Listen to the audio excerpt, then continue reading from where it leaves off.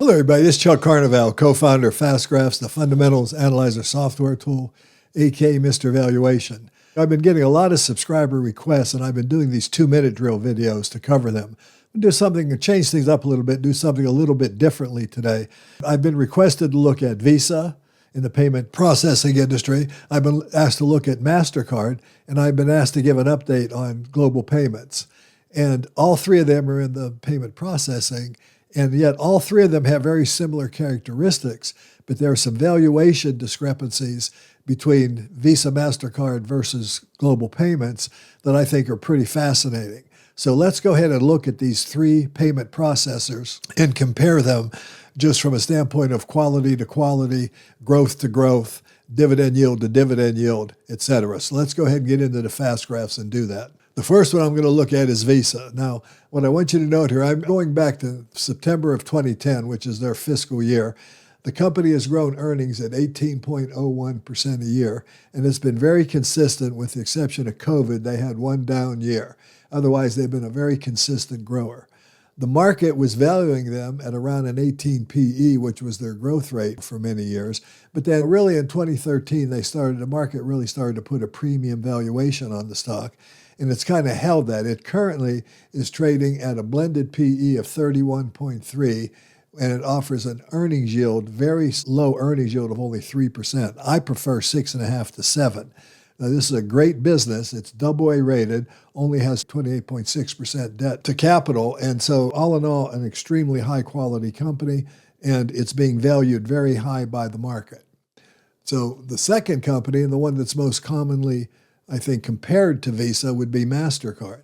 Now here we get almost similar growth rate of right at 18%. This is an A+ rated company. It does have a lot more debt, however, than we saw with Visa. It pays a very meager 0.56% dividend yield, and its earnings yield is actually below 3% because it's currently trading at a 36 PE. But if you took the names off of these stocks, they have very similar records. Both of them, remember, Visa has a September fiscal year, MasterCard has a calendar fiscal year, so there are some differences there, but they performed poorly in COVID, was the only down year they had, just like we saw with Visa.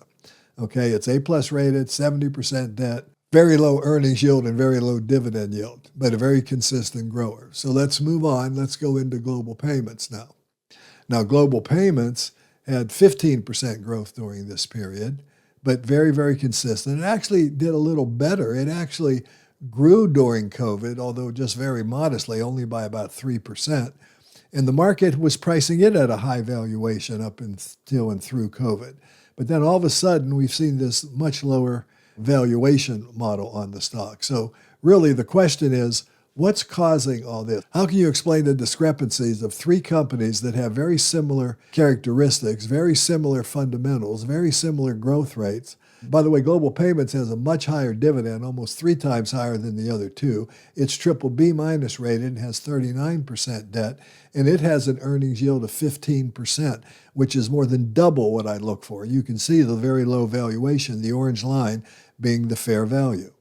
So what is the story here? Now, there have been some analyst downgrades on Global Payments, which is one thing that's, I think, brought it down. They just made a major acquisition, which explains this latest downdraft. They were already undervalued before they announced that, but they made a major acquisition for the company called WordPay, a private company. And they also divested their issuer solutions unit, and that's also sparked mixed reactions. Analysts don't tend to like it, but that's pretty normal for transactions like that. So they're wary of the integration risk, the analysts are. Now, there are some different headwinds. Now, these companies have really different business models, but they're in the similar industry. So let's take that into consideration. So if we're looking at kind of the summary here, Global Payments' lower stock price is primarily the result of analyst downgrades, skepticism about its large-scale acquisition strategy, some macroeconomic headwinds, which are facing all of these companies, some competitive pressures and underperformance in key segments have been things that have held Global Payments down, if you will. But having said all that, if you look at the companies more globally and holistic, you can also say Global Payments has some lower margins than Visa and MasterCard.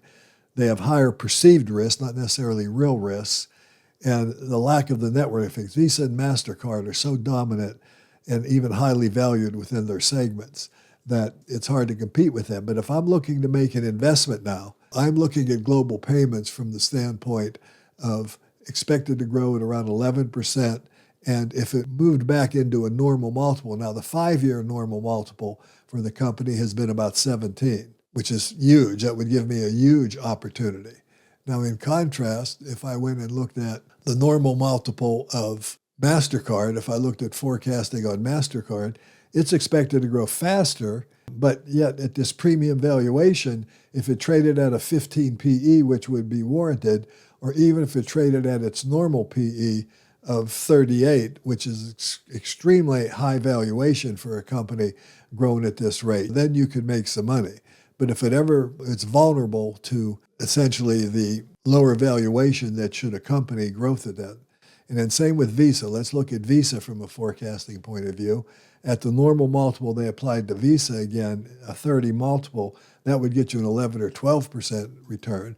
But if it traded at a multiple that was more in line with its actual forecast growth rate, then you could suffer substantial losses. So bottom line is, these are three really super companies. Okay, they have very similar growth rates. Debt levels of Visa and Global Payments are similar. MasterCard's a little higher. The dividend of Visa and MasterCard are similar. Now, there's a lot of other metrics I would want to go and look at before I really made a decision here. And we can do that on FastGraphs through going through some of these other metrics. But this is just a high-level look at these three companies. How do you reconcile all the similarities these companies have versus the valuations that the market is applying to them? Markets are not always rational, and they don't always play fair.